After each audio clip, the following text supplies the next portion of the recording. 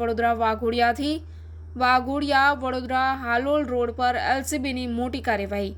37 લાખથી વધુનો વિદેશી દારૂ ઝડપાયો।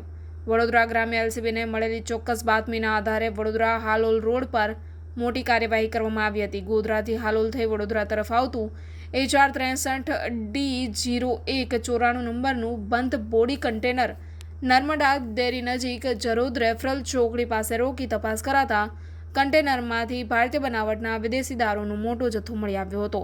કન્ટેનરમાંથી 240 પેટીઓમાં ભરેલી કુલ 7,956 વિદેશી દારૂની બોટલો મળી આવી, જેને માર્કેટ કિંમત ₹33,03,872 થાય છે। તેમજ કન્ટેનરમાં રહેલા મોબાઈલ ફોન મૂલ્ય ₹10,000, વાહન મૂલ્ય ₹15,05,50 કિલો ગેસ બોક્સ અને અન્ય દસ્તાવેજો મળીને કુલ ₹75,52,361નો મુદ્દામાલ કબજે કરવામાં આવ્યો છે। આરોપીઓ હસન હઝરત રાંગડા ચૌધરી ઉમર ઉત્તર પ્રદેશના રહેવાસી છે અને તૈયબ અબ્દુલ કરીમ ખાન રાજસ્થાન કન્ટેનરમાં દારૂ છુપાવી લાવતા હતા। પૂછપરછ દરમિયાન જણાયું હતું કે વોટ્સએપ કોલ દ્વારા અલીભાઈ નામના વ્યક્તિએ વિલાસપુર મેવાતી ઢાબા ખાતે પહોંચવા જણાવ્યું હતું।